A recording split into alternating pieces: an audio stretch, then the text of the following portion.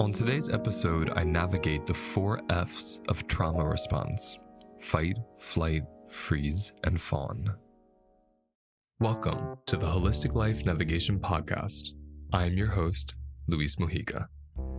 I was sick and depressed until I discovered that I could make music, and then my whole life transformed because I began learning how to listen more deeply. Listen to life, to the people around me, and to my body. And that's when I realized the body speaks through sensations, and learning this new language meant relearning my body and mind.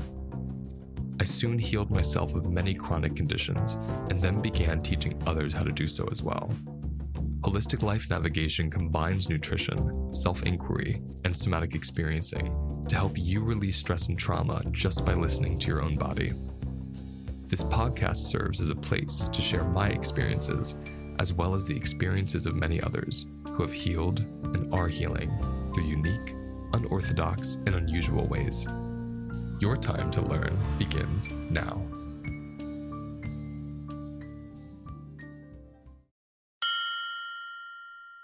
Before I go into these actual individual responses, I want to start with creating some awareness or understanding around what trauma response really means. When I say trauma is not the event, but it's your body's response to the event, what I mean by that is when the physical body has a traumatic response, it means that the event, whatever occurred inside the mind or outside, has been assessed by the body as a threat. So the body has chosen to experience something as this could actually end my life. And when we talk about trauma, we talk about it as a perceived or actual threat. And those two words are really important: perceived, actual. They're important because to the body, they're the same thing. If your body, if we can all do this actually right now, if we think of something stressful that has happened, or we imagine something stressful is about to happen, you will feel a surge of energy rush through your body. This is what anxiety is all about. The body is in a bracing, adrenalized state in anticipation of a future threat, one that may actually be coming, or one that may just be something the mind is focused on. Right now, as you look around you, you can intellectually, visually see, I'm not being threatened right now. But does the body understand that? The foundation of my work is creating an awareness around what's my mind oriented toward, and where's the reality of my body? And how does that orientation of the mind affect the body? And I'll get into more of that in other episodes as I have in the past. Going back to understanding trauma response, an event occurs, the body experiences it as a threat, and then it trauma responds. Adrenaline, electricity, charge rushes through our system and propels us into a specific expression. These expressions are what we call fight, flight, freeze, or fawn. And these expressions, the whole purpose of them is to propel us away or through a situation that may end our lives, okay? And again, I just have to keep highlighting this. The body experiences a threat, whether it's actual or perceived. So when I say end our lives, that's what the body is imagining might happen. Whether it's even a relational trauma, like if everyone at school is laughing at me, and I put my head under my desk to hide. Even that moment is a feeling of threat to survival, even though physically I'm okay. The body experiences it as a threat. This is especially true when we're young. So I keep kind of bringing that back in so we can remember, okay, I didn't have to actually almost lose my life to feel like I was about to. That's the nuance of trauma that's so important to understand, because a lot of us are walking around with this charge left over from seemingly simple events. And then when we go into them somatically, we see what the body was actually doing. So these 4 expressions, fight, flight, freeze, and fawn, they're so interesting because again, they're physiological expressions, choices that you're not making, that are being made for you by the body. A surge of life force, a surge of adrenaline, electricity coming up through the body to squeeze and constrict you, to blast you, propel you to survive it. So if we begin with fight, fight is the expression that propels us toward the threat. We want to fight the threat. And that looks like a lot of things. It doesn't just look like punching. That's the obvious. It could be yelling. It could be nausea. One of the most primitive fight responses is propelling venom, right? We think of animals. That's what we have with our stomach acid. So a lot of times when we're walking around with nausea, we're actually walking around with a lot of fight. So feeling the nausea, knowing, oh, that could turn into vomit. And people have vomited on certain predators before to drive them away from them during instances of sexual assault or being robbed even. So that's something the body is doing to propel something at the threat in hopes to drive the threat away. Now, if the body says, I can't propel myself toward this threat, it's too big, there's too many of them, it's not going to work, right? If the body decides this, then it switches you into flight. It uses the energy that would have propelled you to fight against this person or fight off this person or thing. It propels you to run away from the person or thing. Flight is a propellant to get away from the threat because the body has assessed my greatest chance of survival would be to run. Okay. Now, what's interesting about flight is that we can see this as when you hear people, me included, other somatic therapists and practitioners talking about trauma response being stuck on. What we mean is, even though the event is long gone, it could be 5 decades ago, that part of the body that had the propellant in it never quite metabolized. So I might shake my right leg for the rest of my life, right?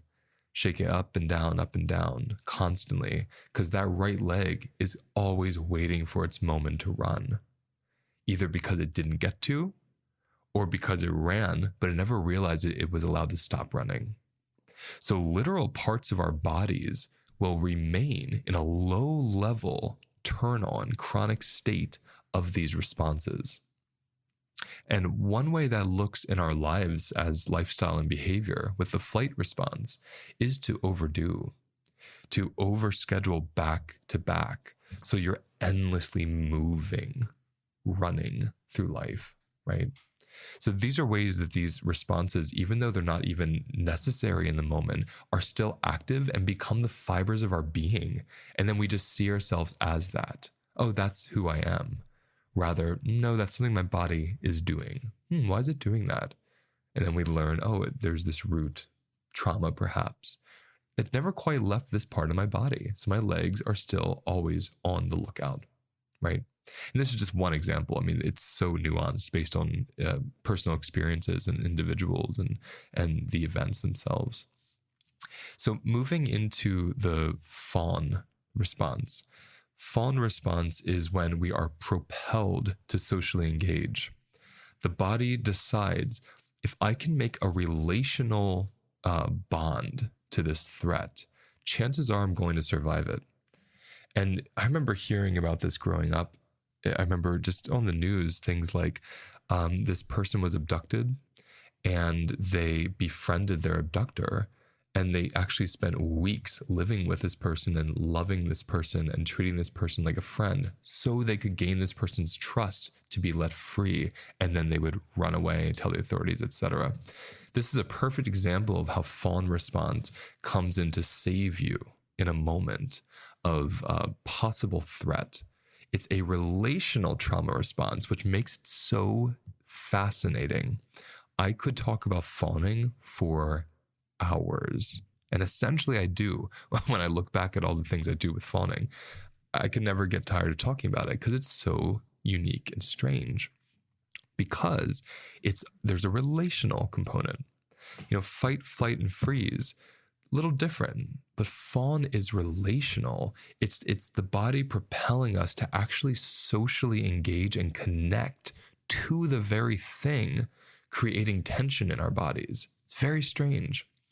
And when we're unaware that we're doing it because, let's say, we grew up developmentally doing it or watching it, even if one time we had to do it because of a threat, that might get turned on again. And so it becomes part of your personality to mollify those around you so you can feel safe and secure, right? What's so fascinating about it, because it's socially engaging, is we actually think we like it. So by the time we're adults, we really believe that that's who we are. I'm the nice one, or I like to raise people up, or I like to make everyone around me feel good. And for the most part, most of us do like that. I mean, not many people would say, I don't like the way it feels to make someone feel good. Like, we tend to really enjoy that. We're reflective nervous system beings. So when someone around me feels really happy and delighted with something I did, that feels great to me. The issue with fawning is it's overlapped with a sense of threat. So it's not like I'm coming from a place of ease and desire and capacity and just happen to connect with you in a really authentic way. It's that my body drives me to connect with you in a way that makes you feel good. It denies how I feel, it bypasses how I feel, and it's reflexive. That's the key here. All of these trauma responses are reflexive expressions, whether they're gestural, postural, or behavioral. It's something the body's doing without our consent. And with fawning, again, because it's socially engaging, it becomes a fabric of our society, how we communicate, smiling when we don't want to, laughing when we're actually offended or grossed out. These are ways the body reflexively propels us to socially engage so we can survive an event, even socially survive an event, or financially survive an event. How many of you listening know that your job actually depends on you fawning? I know mine had in the past. And that's important to understand because we bypass our actual response, because our true response might literally mean we would lose our jobs, lose our income, lose our homes. And then very quickly, you can see how that could actually turn into a threat to your survival, especially when you have a family. So this is part of the nuance of how trauma response works, in this case with fawning, socially. Even when there's not an actual threat in the moment, it's what could even lead to a threat can turn on a trauma response like that. Now, as we go into the fourth, freeze, it's interesting, right? Because we don't see freeze as a response. Now, I think a lot of somatic trauma therapists do, but generally we don't see it as a response. We see it as the opposite of a response, as a freeze. But anyone who learns how to embody their trauma responses and feels what freeze feels like knows there's a lot of physiology behind it. There's a lot of constriction. There's a lot of work to shallow the breath. There's a lot of work to dissociate. It's a major biological event to actually be propelled into freeze. And when we think of the term expression and the word propelled, and we kind of get a visual around that, what freeze is really doing is propelling us inward and or simultaneously propelling us outward mentally. So the mind gets propelled away from the body, we dissociate to get through the situation. And physiologically, we're propelled inward. Our shoulders tend to curl, the head goes down. We go into that feeling of I just want to curl up in the fetal position. Why? Because it's the positions we all developed in the womb. It's a safe, contained place where we were secured. And so the body knows if I can't run, if I can't fawn, if I can't flight or fight, if I can't do any of those things, if I don't have that kind of agency in this situation, the best, most sophisticated, intelligent response for me is to freeze, is to not speak, is to not think, is to not feel, is to not even be seen. Freezing in nature looks like playing dead. And the whole purpose of playing dead is you remove the rush from the predator. You remove the idea of I have to fight this thing, right? So if there's like a fox chasing, let's say a little squirrel or a rabbit, and that squirrel or rabbit plays dead. I don't even know if squirrels play dead. I'm just kind of using an example off the top of my head. But let's say the rabbit plays dead.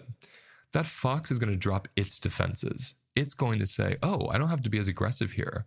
Or oh, I can drop this rabbit for a minute and take a breath. It's dead.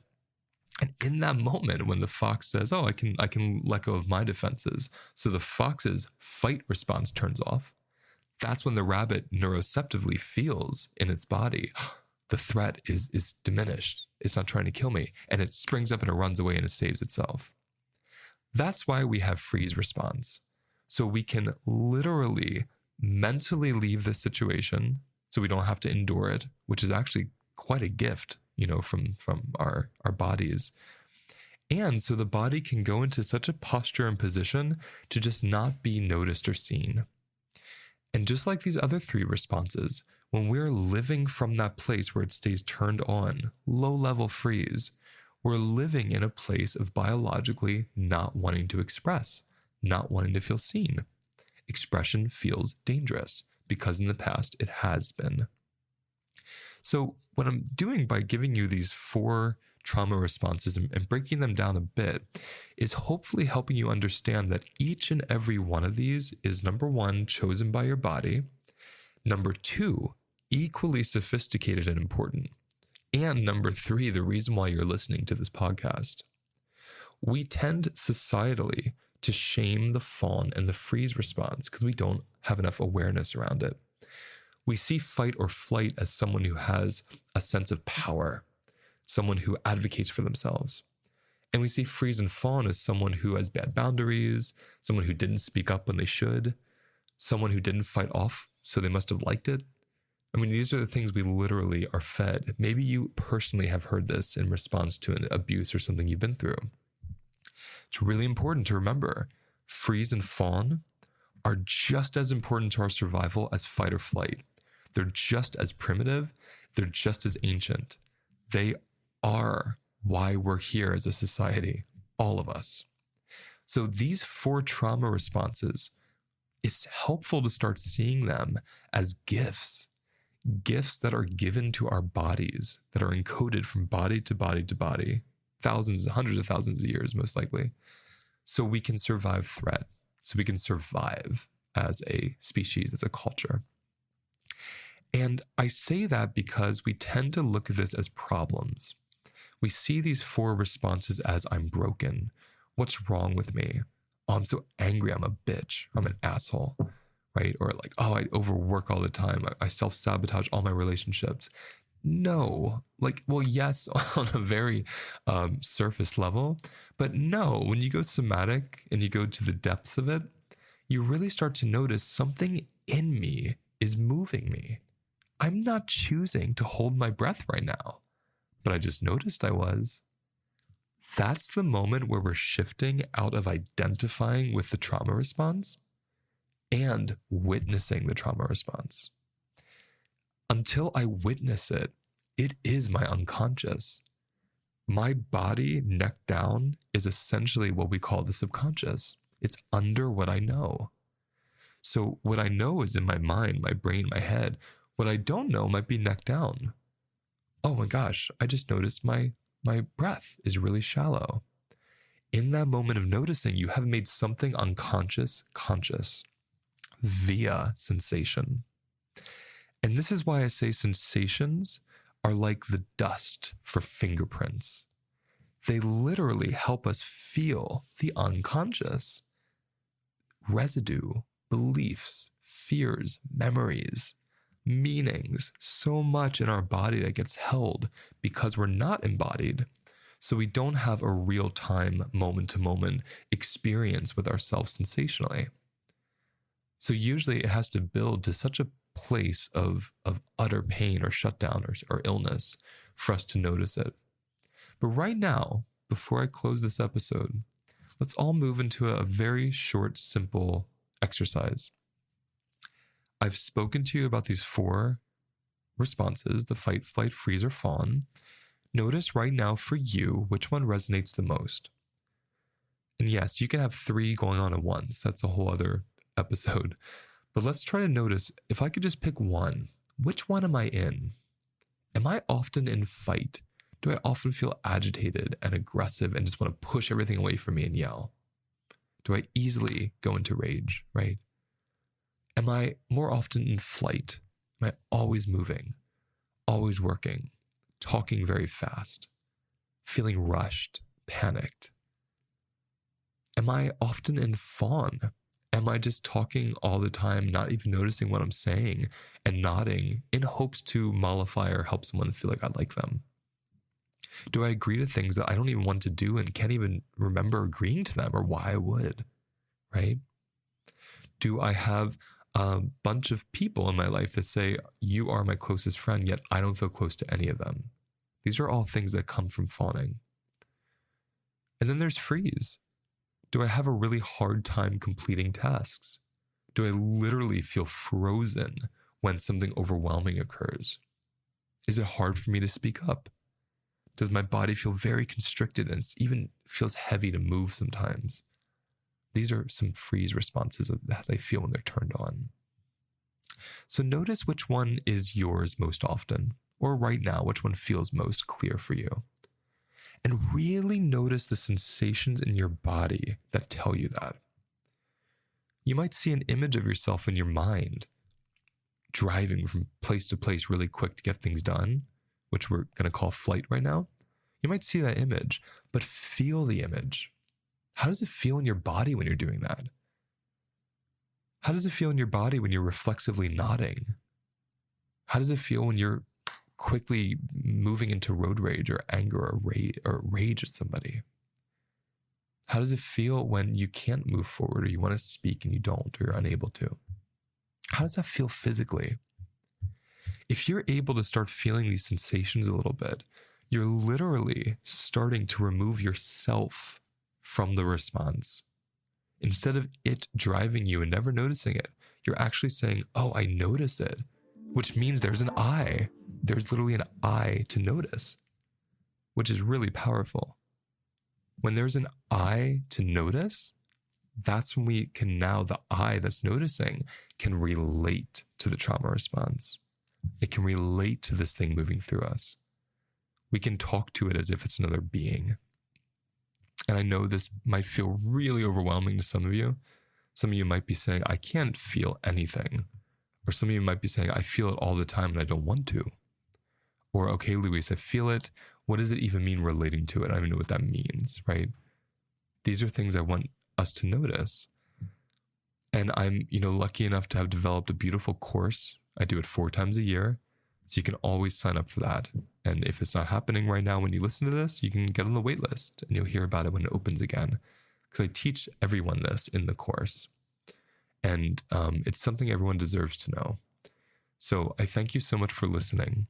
And I just wish you whatever you need to feel the safety or the capacity to start being with these parts of yourself and relating to them.